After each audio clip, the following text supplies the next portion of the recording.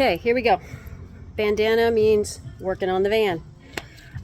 So the door to my water heater on the outside, when I first got this, the little clippy thing was really loose and wonky, and then the door barely hung on. So I arrived at a friend's house, and she said, did you notice over here that your van is missing a door? And I'm like, oh. So here's where it is, and I took off, or I should say, we took off the old frame around the door because the door itself had come off. So here's the old one, and you can see this was hard to get off. We had to use one of these multi-tools and some chisels and a hammer to get it off.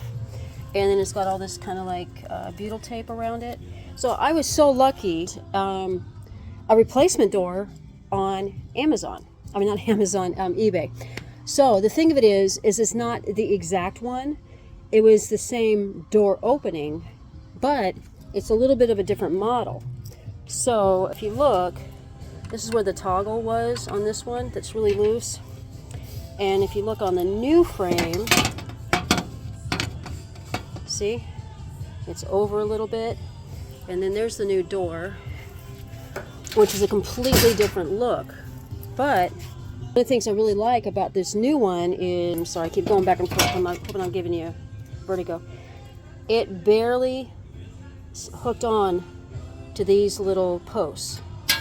Whereas the new one, actually, the door, these screws, this door is going to be screwed on. Of course, the door the other way. So this is going to be much more stable and much better. And I hate cutting my little van, but we're going to cut these a little piece right. This is what we're going to do. We're going to cut in the middle so we can bend it in, and they'll fold one into the other. Okay, that's really smart. This is my super smart friend. So we're just going to make this so it's flush.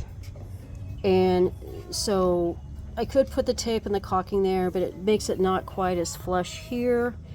And you'll find out. It takes a lot for me to cut my van, but this I think is going to be the best solution for the long term. So yeah, so that's what we're gonna do, and I'll show more stuff as we go. Okay, so here's the after. You can see this went down. There's a cut made here, and then a cut made here, and then pounded down. Did it on both sides, and there and there. So now this is going to sit flush. We're going to put a butyl tape and caulking all the way around, along with the screws. Okay, so I got this tape, which is designed to be metal on metal. It's double stick. See it?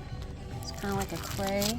And then that's going to go along here, and then all along here, and then we're going to use my favorite caulk, which is the Gorilla Glue caulk, and that'll come up soon. Okay, so it's on, and caulking. We did a little bit of Bondo there, and so what's really nice about this one is that the door is actually attached here to these. So the chance of me losing one of these again is very slim. And let me see, I'm trying to do stuff one-handed. Yeah. Oh. So there, you get the idea. We need to let the caulking dry. So all done. Well, good morning. I just wanted to add a couple things to the video about the little side door on the van. We did end up using a stronger, more hardcore white caulking around the sides. And then the other thing, and I forgot to show that, was where some of the paint had been scraped off underneath. I put a little bit of, I put some primer paint and then threw a little bit of white Rust-Oleum over it there as well. So that was the only things I needed to add. And I hope that helps some folks.